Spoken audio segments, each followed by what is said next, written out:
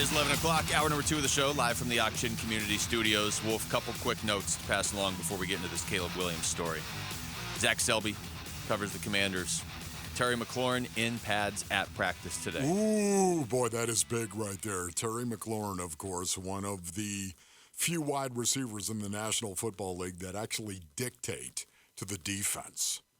A lot of it, you'll see a quarterback, of course, always does, but a rushing attack will dictate. Rarely do you see a wide receiver actually dictate what a defense will do. Chase Young in full pads at practice today for the Commanders as well. So They seem like they're going to be at full strength against the Cardinals on Sunday. Now, Caleb Williams is just hanging out there as the, whatever you want to say, the main prize if you're a Cardinals fan that just wants them to lose so you can get Caleb Williams, the consolation prize. To me, I think I've been pretty consistent on this. Caleb Williams is the only quarterback in this draft coming up that I'd be like, okay, maybe we get rid of Kyler Murray and take Caleb Williams. I got to see it. I got to see another year of Caleb Williams. He already has 9 touchdowns in 2 games, and I want to see what Kyler Murray does in this offense. But to me, the Cardinals are going to be faced with a franchise-altering decision in April, assuming they can get the first pick, either via Houston or they just end up with it of their own volition. Caleb Williams is that good. And I'm looking at, there's a story called The New King of College Football. Yeah. It's actually in GQ. So you probably found it, right? Because you're a big GQ. Whatever, Luke. But, and it's a long story. And look, it's built through the lens of, like, the opening sentence is, why would you, if you're this good, want to come back to college? Why wouldn't you want to come back to college? Like, that's one of the first, whatever that is, under the headline. Caleb Williams has already won a Heisman, resurrected a storied USC program, and become a highly paid pioneer in this newly lucrative era of college sports. Why would he ever want to leave school? Right. Okay. So entitled. So that's like the tagline. Yeah, and you know what? Honestly, I would be real happy if the Cardinals ended up with Caleb Williams, but he does come off a little entitled in this story. Just, you know what? It's the way that it is. College football. You're entitled. So, look, there's the Mahomes comparisons in here. Comparisons, I always go back to the year DeAndre Ayton was drafted. I've made this reference before, but he was compared to every great center in the history of basketball. And before the draft, he was being compared by people who wanted the Suns to draft him to all of them at the same time, rolled into one. So the comparisons get out of control, right? And they just do. Caleb Williams has been compared to Patrick Mahomes for a while here. Matt Leinart in the story says he's Patrick Mahomes, but he can also run better than Patrick Mahomes. That's great. Caleb Williams can be a good quarterback. Can you prove that, please? Well, yeah. Before I actually say that, that's it. No, you know what? Prove it, Caleb Williams. Thank you. But I'm not talking about against UCLA. Not San talking Jose about State? San Jose State. Please. Well, let's just go ahead and everyone chill and prove it at the NFL level. Because I'm not just going to be entitled like you and just pass that to you. Prove it. I think he's the real deal. I don't think he's Patrick Mahomes. You can be the real deal without being Patrick Mahomes. But either way, I want to read you this quote from the story, okay, Wolf, and get your reaction. It says, his father, Carl, puts a finer point on it. The funky thing about the NFL draft process is he'd almost be better off not being drafted than being drafted first. The system's completely backwards, he says. The way the system's constructed, you go to the worst possible situation, the worst possible team, the worst organization in the league because of their desire for parity gets the first pick. So it's the gift and the curse. I mean, I've talked to Archie Manning. His career was shot because he went to a horrible organization. I've talked to Lincoln Riley, and Kyler Murray struggled because of where he was drafted. Baker Mayfield struggled mightily because of where he was drafted. The organizations matter. Unquote. And there's a break-in case of emergency option that Carl is keeping in mind. He's got 2 shots at the apple, he says. So if there's not a good situation, the truth is he can come back to school. Yeah. Okay. Thank you, There's Carl. a lot in there. There's a lot in there. There's no doubt about it. I got 2 thoughts on what Luke just read coming from Carl Williams, correct? Mm-hmm. Okay.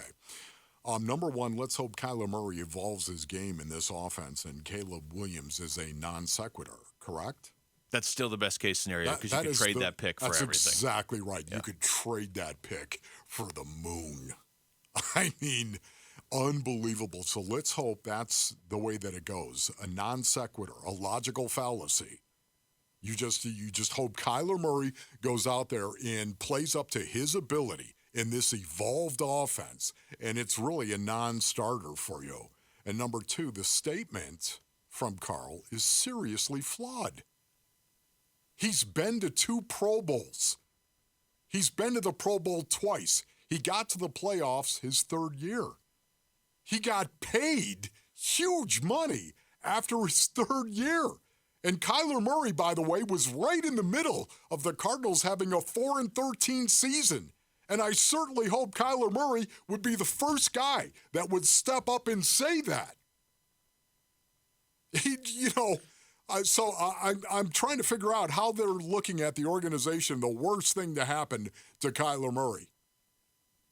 Kyler Murray was right in the middle of 4-13 last year. That's not Kyler Murray saying that. I mean, we got to be clear, too. No.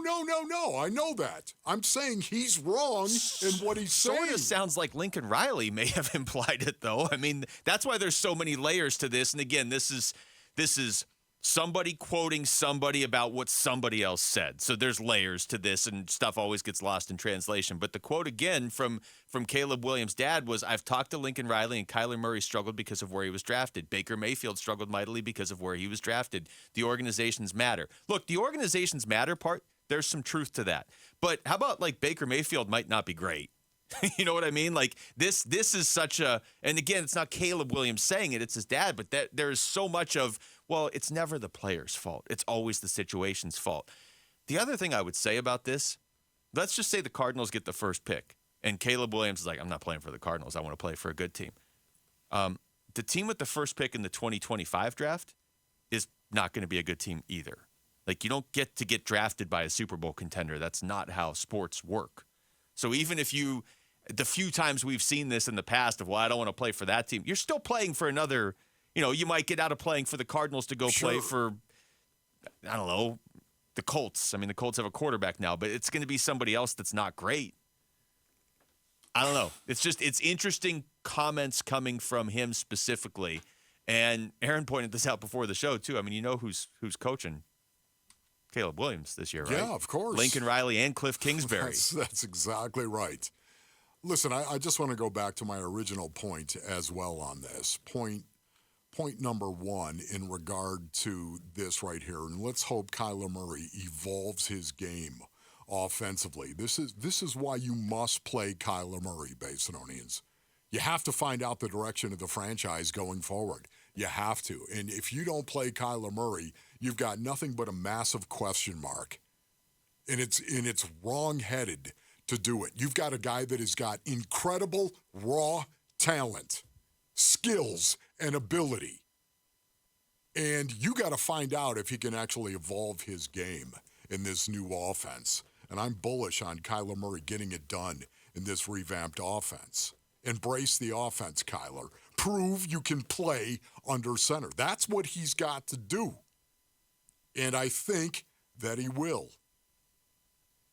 So we'll find out. But just the whole entitled notion, once again, it's not the first time this is happening. No, it's not just Caleb Williams either. It's not just Caleb Williams. And these aren't Caleb Williams quotes. But I just don't like the idea that his dad feels this way. On some level, it seems like Lincoln Riley, who's his coach, feels this way about the Cardinals. Right. Like, I just, there's not a lot of great stuff in there. This is where we'll get back into this later on in the show. But Wolf, with the Caleb Williams stuff, all I want for the Cardinals is either Kyler Murray or Caleb Williams as your starting quarterback in 2024. Nobody else. Yes. And I want them to have made the decision.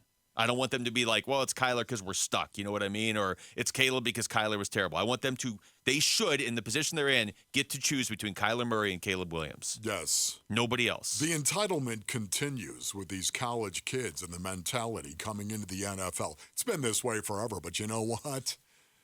It's wrong. You think the NIL's helping? We want to pick where we're going to go. Isn't that right, Eli Manning?